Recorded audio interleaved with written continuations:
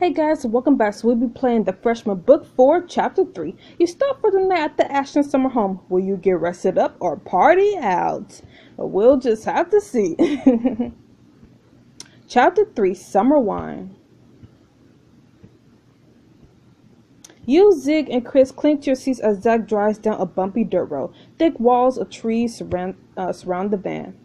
Zach, can't you slow down a little? We're jostling around like salmon in a barrel here. I'm going as slowly as I can. This road is just in poor condition. Are you sure we're going the right way? Yeah, I wouldn't have guessed that James' family lives so far off the grid. I always thought he was from Manhattan. He is, but he said he's staying at his family's summer home just outside Roxbury. These are the directions he texted me. Gee, a summer home must be nice. I can barely afford rent. I know, right? Poor people problems. I'm amazed that they're letting a bunch of college students crash at their manor. Aren't they worried we'll scuff their diamond-encrusted floors? Oh, come on, they can't be that snappy. Luna, you met James's parents before. What was your take on them? Well, the last time we met his parents was in book 1, so that was a long time ago. Well, I liked them. They're an acquired taste, or I thought they were pretty rude, honestly. Well, they were kind of rough around the edges, but they were alright at the end, so I like them. We've only met them once under strange circumstances, but they seem nice enough. I think his mom takes a while to warm up to new people. His dad was pretty friendly, though. Well, that's good to hear. I've heard James complain that they're not very supportive of his writing, though. Regardless, I'm sure they'll be very hospitable hosts. James has said recently that they actually started to come around the whole writing thing, so that's a good sign. I just hope they're not still mad at me about the whole fiancé fiasco. Okay, I feel like I'm missing some important part of the story. What are these strange circumstances you met under? Oh, Zig, if only you were there. Oh boy, Zig, you're in for quite a tale. That sounds nuts, but back during fall quarter, I had to pretend. Aha, there it is. And I thought we was going to go into a time skip. Y'all lean forward to peek through the windshield. A stately house is visible through a clearing of trees. That must be the place. Holy cow, James' family is rich. James said he left the door locked and that we could just go right in. I'll text him and let him know we're here. You and your friends stand in the foyer, suitcase in hand. Geez, this place is like a palace. Hello, James? Anybody home? Maybe you're texting saying the reception is a little spotty out here. You hear footsteps at the top of the stairs and a woman's voice calls out. Bernard, where are you? I swear, why do we even pay that butler? James's mother appears at the top of the stairs and slowly descends to greet you. Hi, you must be James's friends, and Luna, of course. Nice to meet you, ma'am. Please, why don't you move your suitcase into the side hall? I'll have someone bring them up to your rooms. The boys take their bags and head towards the side room, leaving you alone with Olivia.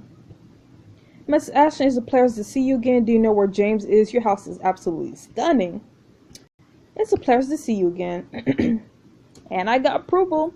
Miss Ashton smiles warmly at you. I'm glad to hear that. I was worried you'll be upset considering how our last encounter ended. I'm sorry that we had to meet under those circumstances. I was just trying to help James.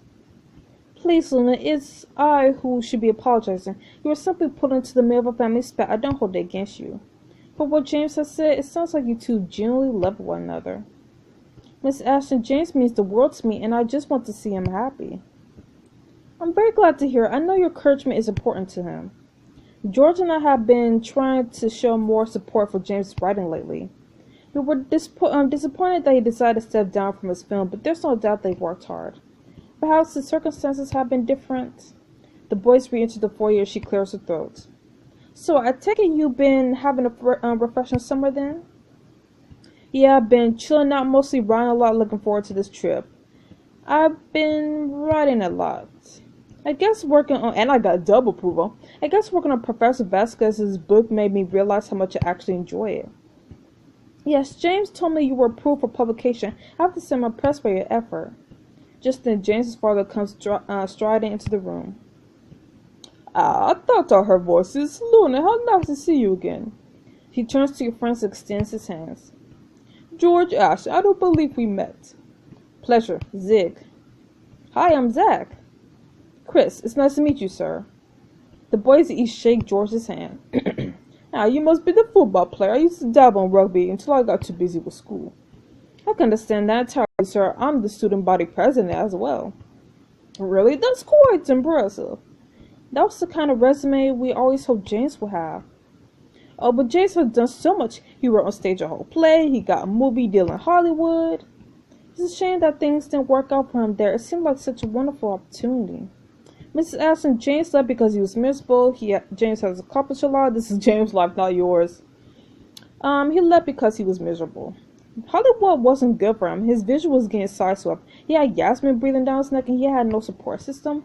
If he kept following that path, he probably would have ended up completely burned out. I visited him. Trust me, things were not all they were cracked up to be. I understand entirely. We want him to be successful, but not at the expense of his emotional health. We were a little worried about him, to be honest, but I'm glad that you were there to help him. James has worked so hard to make his dream a reality. I hope he knows that we're very proud of him. Was that about me? Hey, James!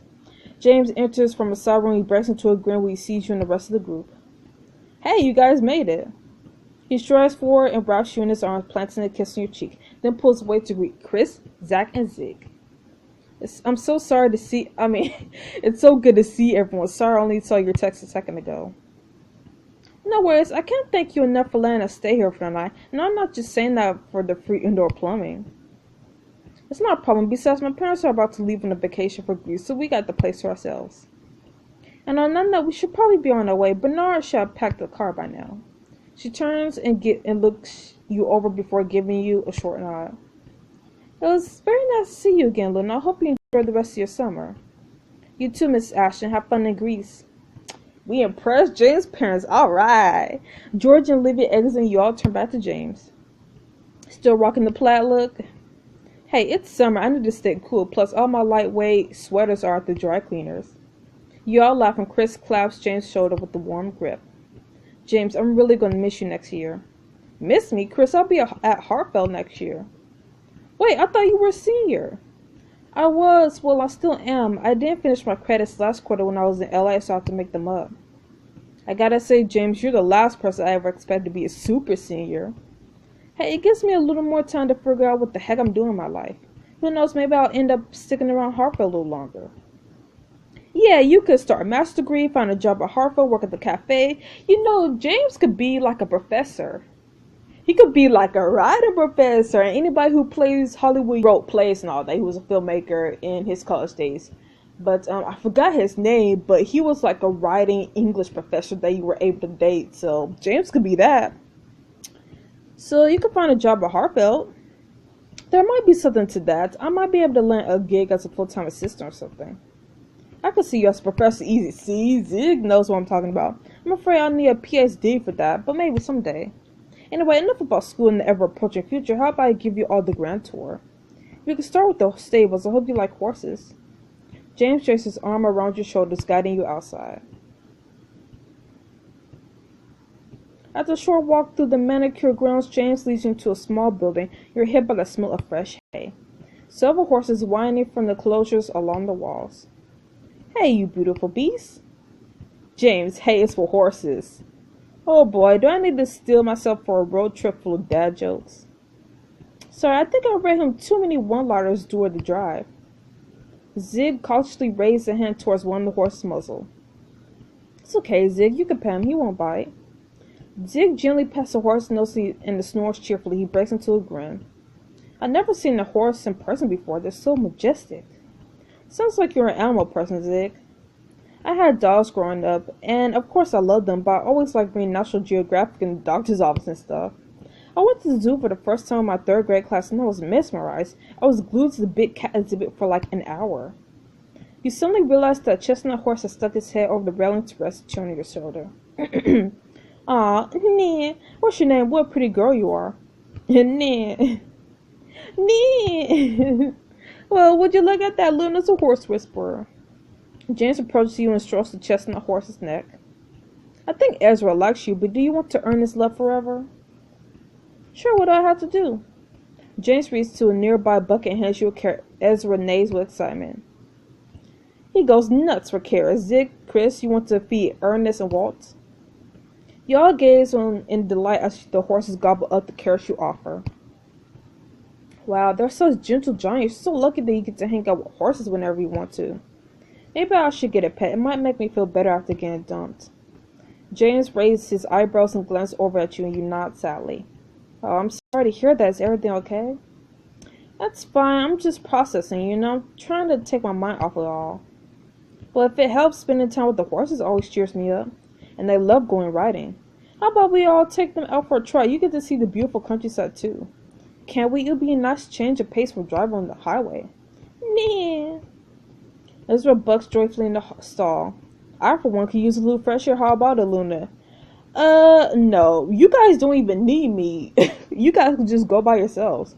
It sounds fun, but I'm not really feeling up for anything active right now. Why don't you all go on ahead? Yeah, oh, Ezra, I'm sorry. You're really going to pass this up? How often do you get to go horseback riding through the countryside? No, it's fine. If you're feeling too sleepy, it'll probably be better. It's probably better that you don't climb on a horse. Yeah, nobody wants to fall. You watch your friends lead the horse outside, then slump down the bench. Your eyelids flutter, and you begin to drift off. Wake up, sleepyhead. What? Looks like someone decided to take a quick nap. Your friends gather around you, the horses back in their stalls. Gosh, I guess I really was tired. Don't tell me I slept through the whole ride. Well, you've had your nap, so maybe now I can resume the tour. Let's head back inside. I want to show you guys my family's wine cellar. James leads you down to a cool, dark cellar. Wine bottles line the walls as far as the eye can see. Man, just when I think your house can't get any fancier. How do you even end up with this much wine? Oh, my parents dabble in venting. This is dabbling? I like to see what happens when they really put their minds to something. Chris leads in close and examines one of the bottles. Okay, I can't even pronounce some of these names. To be honest, I don't think my parents can either, but it looks fancy to write everything in French. He guides you towards the back of the room where you find a bunch of machinery and several vats of grapes. And this is where the magic happens. Wow, did your family make the wine themselves, or do you get to drink of this? Do you get to drink of it? My parents sell most of it, but we've been known to dip into our own supply from time to time. For holidays and special occasions, we have a reserve that's up for grabs. Yeah, does going on a road trip with friends count as a special occasion? Sure, in a bit we can have some with dinner, and I'll teach you how to smell the bouquet. You lean over the edge of one of the vats, gazing down at the grapes. Careful, Luna, when grape juice get all over the edges, those vats can become a little slippery and... Whoa! You fall headfirst into the vat, grapes squishing around you. Your friends pull you out, but you're covered in grape residue. Oh my gosh, James, I'm so sorry. I probably contaminated this vat, haven't I? Hey, don't worry about it. There are more grapes where those came from. Still, it seems like an awful waste. James approaches the vat and scoops out a handful of grapes. Only one thing left to do. Boo boy! James tosses the grapes at Chris, who stands dumbstruck for a moment before breaking into a grin and grabbing some more grapes. Oh, you just messed with the wrong quarterback. You mean ex-quarterback. You all start pelting each other with grape much. Before long, the floor is covered in skin and pulp, and you're all running around the cellar laughing and shouting. Finally, you all stop to catch your breath. Okay, that was seriously fun. Although this spells fun for my shirt. No worries, everyone. There are laundry chutes in all the bathrooms, and I can have the staff wash your clothes so they'll be clean by tomorrow. If you have the stairs and to the right, there are a couple of guest rooms. The staff should have brought your suitcase already, so you can get cleaned up. Okay, I don't want to wear stains for the rest of the trip, so I like to get this to the laundry ASAP. The others go off and search the rooms, leaving you and James drip onto the floor. James pulls the lock of hair out of your face and leans in closer that your lips are almost touching. Maybe you and I should sneak off and get washed up together. Ooh, James. But no, James wants that booty though. I kind of just want to take a quick shower and change, to be honest. Fair enough, let me show you to the bathroom and I'll tidy this place. After getting cleaned up and gathering for a hearty dinner, everyone retires to their bedrooms for the night. You settle into bed, running your hands over the luxurious bedspread. There's a knock at the door. Come in. James pulls his head through the door and enters the room. Thought you could use a few pre-bedtime snuggles. James climbs into bed next to you and kisses his way from your collarbone to your lips. Am I actually going to get any sleep tonight? Okay, I'll let you get some much-deserved shut-eye. You're going to need it. I plan a big day in the city for us tomorrow. You switch off the light and you rest your head against his chest, drifting to sleep almost immediately. what adventures are waiting for you in the Big Apple? Big Apple. Find out in the next chapter of The Freshman. Alright, so that was a pretty fun chapter. We got to see James' parents again and play with the horses and all that good stuff. So I'll see you guys next week for chapter 4, I think. So see you guys.